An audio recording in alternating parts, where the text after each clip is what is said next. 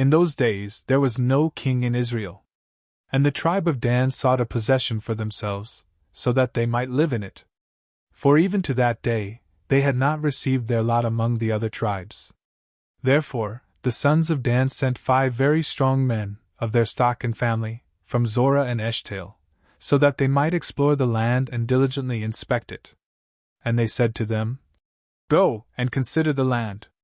And after traveling, they arrived at Mount Ephraim, and they entered into the house of Micah. There they rested. And they recognized the speech of the youth who was a Levite. And while making use of an inn with him, they said to him, "Who brought you here? What are you doing here? For what reason did you want to come here?" And he answered them, "Micah has offered me one thing and another, and he has paid me wages, so that I may be his priest." Then they begged him to consult the Lord, so that they might be able to know whether the journey they undertook would be prosperous, and whether the matter would have success. And he responded to them, "Go in peace. The Lord looks with favor on your path, and on the journey that you have undertaken."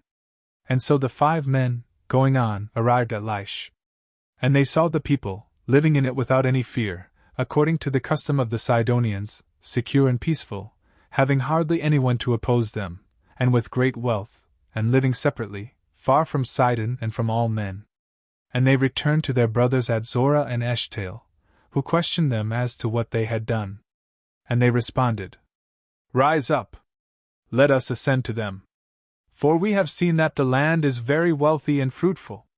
Do not delay, do not refrain. Let us go out and possess it. There will be no difficulty.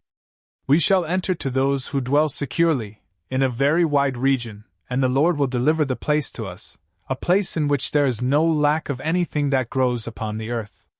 And so, those of the kindred of Dan set out, that is, 600 men from Zorah and Eshtaol, girded with the weapons of warfare. And going up, they stayed at Kiriath-Jearim of Judah. And so the place, from that time, received the name the Camp of Dan, and it is behind the back of Kiriath-Jearim. From there, they crossed over to Mount Ephraim. And when they had arrived at the house of Micah, the 5 men, who before had been sent to consider the land of Laish, said to the rest of their brothers, "You know that in these houses there is an ephod and teraphim, and a molten idol and a graven image. Consider what it may please you to do." And when they had turned aside a little, they entered the house of the Levite youth, who was in the house of Micah. And they greeted him with peaceful words. Now the 600 men, who were all armed, were standing before the door. But those who had entered the house of the youth strove to take away the graven image, and the ephod, and the teraphim, and the molten idol. But the priest was standing in front of the door, with the 600 very strong men waiting not far away. And so, those who had entered took away the graven image, the ephod, and the teraphim, and the molten idol. And the priest said to them, "What are you doing?" And they responded to him, "Be silent and place your finger over your mouth. And come with us, so that we may have you as a father as well as a priest. For which is better for you, to be a priest in the house of one man, or in one tribe and family in Israel?" And when he had heard this, he agreed to their words. And he took the ephod, and the idols, and the graven image, and he set out with them. And while traveling, they had also sent the children, and the cattle, and all that was valuable to go ahead of them. And when they were far from the house of Micah, the men who were living in the houses of Micah, crying out together, followed them.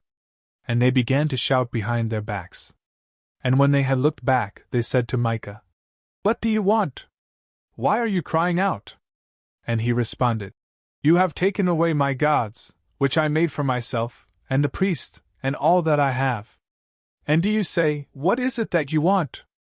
And the sons of Dan said to him, "Take care that you no longer speak to us, otherwise men with a mind for violence may overwhelm you, and you yourself would perish with all your house."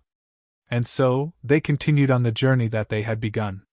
But Micah, seeing that they were stronger than he was, returned to his house. Now the 600 men took the priest, and the things we stated above, and they went to Laish, to a people quiet and secure, and they struck them down with the edge of the sword. And they burned the city with fire. For no one at all sent reinforcements, because they lived far away from Sidon, and they had no association or business with any man. Now the city was situated in the region of Rehob. And building it up again, they lived in it, calling the name of the city Dan, according to the name of their father, who had been born of Israel, though before it was called Laish.